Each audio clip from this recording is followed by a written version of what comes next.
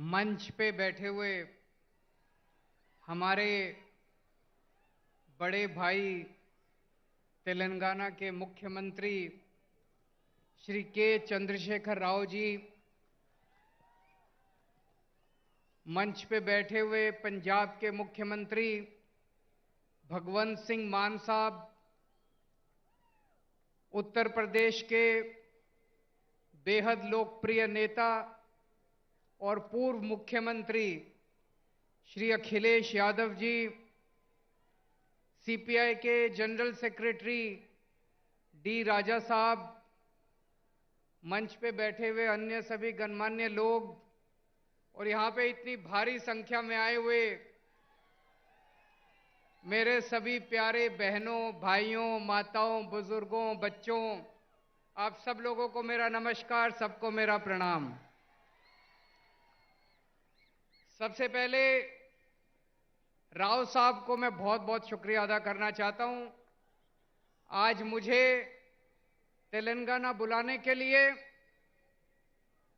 उन्होंने आज दो बहुत महत्वपूर्ण कार्यक्रमों में हमें शामिल होने का मौका दिया और उसके बाद आप लोगों से बातचीत करने का मौका दिया। मुझे नहीं पता आप लोगों को पता है कि नहीं पता कि आपके मुख्यमंत्री ने आज एक बहुत शानदार कार्यक्रम शुरू किया है। आपकी सब लोगों की आंखों का चेकअप कराया जाएगा। तेलंगाना में 4 करोड़ लोग रहते हैं, 4 करोड़ लोग।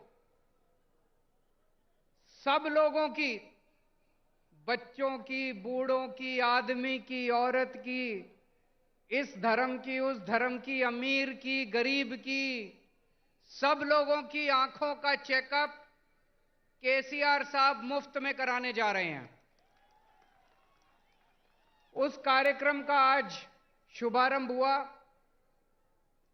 जिसकी आंखों में डिफेक्ट मिलेगा उसको मुफ्त में दवाई दी जाएगी। जिसे चश्मे की जरूरत होगी उसे मुफ्त में चश्मा दिया जाएगा और अगर किसी की आंखों में ऑपरेशन करने की जरूरत होगी तो उसका मुफ्त में ऑपरेशन किया जाएगा। शानदार प्रोग्राम है कि नहीं है? आज हम लोग यहां से सीख के जा रहे हैं। मैंने और हम सभी लोगों ने ये सारा कार्यक्रम देखा, इनके डॉक्टर से मिले, इनके ऑफिसर से मिले, जितने शानदार तरीके से उसका आयोजन किया जा रहा है, प्लानिंग की गई है, बहुत शानदार है। मैं जाके इस पूरे कार्यक्रम को दिल्ली में भी लागू करूंगा और अभी अभी भगवंत साहब मान साहब ने ऐलान किया कि इस पूरे कार्यक्रम को पंजाब में भी लागू किया जाएगा। फिर केसीआर साहब ने हमें ये बिल्डिंग दिखाई। तेलंगाना में 33 जिले हैं, 33 डिस्ट्रिक्ट्स। उसमें से 17 डिस्ट्रिक्ट्स में उन्होंने बताया कि डिस्ट्रिक्ट इंटीग्रेटेड ऑफिशियल कॉम्प्लेक्स बन चुका है। मतलब ये इस बिल्डिंग में जिले के लेवल के सारे ऑफिसेज हैं। कलेक्टर भी यही है, सिंचाई विभाग भी यही है, तहसीलदार भी है, सारे विभाग इसी बिल्डिंग के अंदर हैं ताकि अगर कोई नागरिक आए तो उसे जगह जगह धक्के ना खाने पड़े, सारे काम एक बारी वो यहां पे आए और उसका काम हो जाए। ये भी बहुत अच्छा कॉन्सेप्ट है, इसको भी हम लोग लागू करेंगे। मैं समझता हूं अगर हम अपने देश के अंदर आपस में एक दूसरे से सीखने का प्रयास करें, लड़ने की बजाय, हमें लड़ना नहीं है, हमें सीखना है एक दूसरे से। अगर हम एक दूसरे से सीखने की कोशिश करें तो हमारा देश कहां से कहां पहुंच सकता है, बहुत आगे बढ़ सकता है हमारा देश। दिल्ली में हम लोगों ने मोहल्ला क्लिनिक बनाए। मोहल्ला क्लिनिक में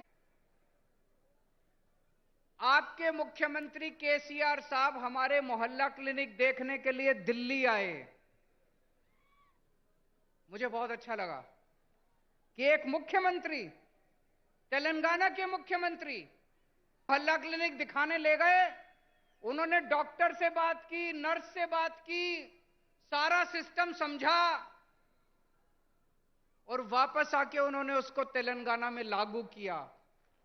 वो क्या नाम है उसका, बस्ती दवाखाना, बस्ती दवाखाना नाम से उन्होंने तेलंगाना में लागू किया। मुझे बहुत अच्छा लगा। तमिलनाडु के मुख्यमंत्री स्टैलिन साहब दिल्ली आए, उन्होंने हमारे स्कूल देखे। हमने दिल्ली में स्कूल बहुत शानदार कर दिए, सरकारी स्कूल जहां पे गरीबों के बच्चे पढ़ते हैं, रिक्शे वाले का बच्चा पढ़ता है, मजदूर का बच्चा पढ़ता है। अब दिल्ली के सरकारी स्कूल इतने अच्छे हो गए कि दिल्ली में लोग अपने बच्चों को प्राइवेट स्कूल से निकाल निकाल के सरकारी स्कूलों में भर्ती करा रहे हैं। बड़े बड़े प्राइवेट स्कूलों से निकाल निकाल के सरकारी स्कूलों में भर्ती करा रहे हैं। हमारे दिल्ली सरकार के स्कूलों के, दिल्ली के सरकारी स्कूलों के नतीजे 99.7% नतीजे आए हैं पिछले साल, 99.7। तो स्टैलिन साहब हमारे स्कूल देखने के लिए आए, वापस जाके उन्होंने अपने स्कूल ठीक किए और उन्होंने मुझे अपने स्कूल का उद्घाटन करने के लिए बुलाया। दोस्तों, मैं कई बार यह सोचता हूं, हमारे देश को आजाद हुए 75 साल हो गए, 75 साल, फिर भी हमारा देश गरीब क्यों रह गया? फिर भी हमारा देश पिछड़ा क्यों रह गया? हमारे बाद सिंगापुर आजाद हुआ, जापान सेकेंड वर्ल्ड वॉर में तहस नहस हो गया था, जापान हमसे आगे बढ़ गया, सिंगापुर हमसे आगे बढ़ गया, जर्मनी हमसे आगे बढ़ गया। हमारे में क्या कमी रह गई? हम पीछे क्यों रह गए? हम पीछे इसलिए रह गए क्योंकि जैसे अभी मान साहब ने बताया, हमारे देश की राजनीति बहुत खराब है, हमारे देश के नेता बहुत खराब हैं। पहली बार इस देश के अंदर एक उम्मीद की किरण जागने लगी है।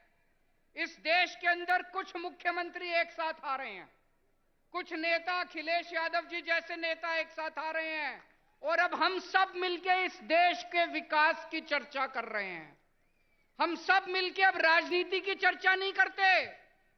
आज पूरा दिन सुबह से शाम तक हमने बैठ के चर्चा की कि इस देश के अंदर शिक्षा अच्छी कैसे होनी चाहिए, देश के अंदर अस्पताल अच्छे कैसे होने चाहिए, देश के अंदर सिंचाई अच्छी कैसे होनी चाहिए, किसानों के लिए क्या कर सकते हैं, मजदूरों के लिए क्या कर सकते हैं। देश के कुछ मुख्यमंत्री इकट्ठे होकर ये करने लगे। हम एक दूसरे से सीखना चाहिए हम लोगों को। मुझे याद है बचपन में जब मैं 10वीं क्लास में पढ़ता था, उस टाइम से हम सुन रहे हैं केरला में स्कूल बहुत अच्छे हैं, केरला में अस्पताल बहुत अच्छे हैं, उस टाइम से सुन रहे हैं। अगर केरला में स्कूल, हॉस्पिटल अच्छे हैं तो अभी तक बाकी देश में क्यों नहीं हुए? अभी तक हो जाने चाहिए थे बाकी देश में भी, क्यों नहीं हुए अभी तक बाकी देश में? हम सारे आपस में लड़ते रहते हैं, हम सारे पार्टियां आपस में लड़ते रहते हैं, सारे नेता आपस में लड़ते रहते हैं। आज मुझे बड़े दुख के साथ कहना पड़ रहा है, अभी अभी कई सारे वक्ताओं ने कहा तमिलनाडु का गवर्नर तमिलनाडु की सरकार को तंग कर रहा है, तेलंगाना का गवर्नर राव साहब को तंग कर रहा है, दिल्ली का गवर्नर मेरे को तंग कर रहा है, पंजाब का गवर्नर मान साहब को तंग कर रहा है। ये गवर्नर तंग नहीं कर रहे, मोदी साहब तंग कर रहे हैं। गवर्नर तंग नहीं कर रहे, गवर्नर को बेचारे को क्या लेना देना। गवर्नर को तो बड़ा सा बंगला मिल गया, आलीशान गाड़ी मिल गई, एयर कंडीशन माहौल मिल गया, नौकरी मिल गई, 5 साल ऐश करने के लिए आता है गवर्नर। गवर्नर को क्या लेना देना। दिल्ली से फोन आता है, राव साहब को काम मत करने दो, अड़चन अड़ाओ, आता है कि नहीं आता है? दिल्ली से फोन आता है, भगवंत मान को काम मत करने दो, अड़चन अड़ाओ। मोदी साहब का फोन आता है, केजरीवाल को काम मत करने दो, अड़चन अड़ाओ। जिस देश का प्रधानमंत्री 24 घंटे बैठ के ये सोचता है कि मेरे को अब इसको तंग करना है, मेरे को अब उसको तंग करना है, वो देश तरक्की कैसे करेगा? दोस्त, आप में से कौन कौन बेरोजगार है? जरा हाथ खड़े करें, जो जो बेरोजगार है, जो जो अनएम्प्लॉयड है। मुझे लगता है मेरी भाषा शायद समझ नहीं आ रही है, अनएम्प्लॉयड तो बहुत लोग हैं। आज देश का एक एक युवा बेरोजगारी से त्रस्त है। हमारे प्रधानमंत्री को बेरोजगारी से कोई लेना देना नहीं है। वो 24 घंटे बैठ के ये सोचते हैं मैं किस मुख्यमंत्री को तंग करूं, किसके ऊपर मैं सीबीआई छोड़ूं, किसके ऊपर मैं इनकम टैक्स की रेड डलवाऊं, किसके पीछे मैं ईडी छोड़ूं। आज पूरे देश के अंदर इतनी महंगाई हो गई है, एक आम आदमी को अपना घर चलाना मुश्किल होता जा रहा है, अपने बच्चे पालने मुश्किल होते जा रहे हैं। लेकिन देश के प्रधानमंत्री को महंगाई की, बेरोजगारी की कोई चिंता नहीं है। वो ये सोचते हैं आज मैं किसके एमएलए खरीदूं, इस पार्टी के एमएलए खरीदूं, इस सरकार को गिराऊं। ऐसे तो देश तरक्की नहीं कर सकता दोस्तों। 2014 में आप लोगों ने पूरे देश के लोगों ने बड़ी उम्मीद के साथ इन लोगों को भारी बहुमत दिया था, और एक एक बार नहीं, दो दो बार आप लोगों ने इनको बहुमत देके जिताया।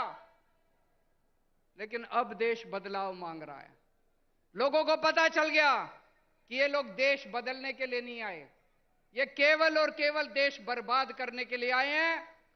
2024 का चुनाव आपके लिए एक मौका है। अब 10 साल हो गए, और कितना इंतजार करेंगे। 2024 के अंदर सारे देश को मिलके इनको उखाड़ फेंकना है, और ऐसी सरकार लेके आनी है जो देश के बारे में सोचे, बेरोजगारी के बारे में सोचे, महंगाई के बारे में सोचे, आपके बच्चों की शिक्षा के बारे में सोचे, आपके परिवार का इलाज कराने के बारे में सोचे, देश की तरक्की करने के लिए सोचे, ना कि लोगों से बदला लेने के लिए सोचे। दोस्तों बहुत बहुत शुक्रिया।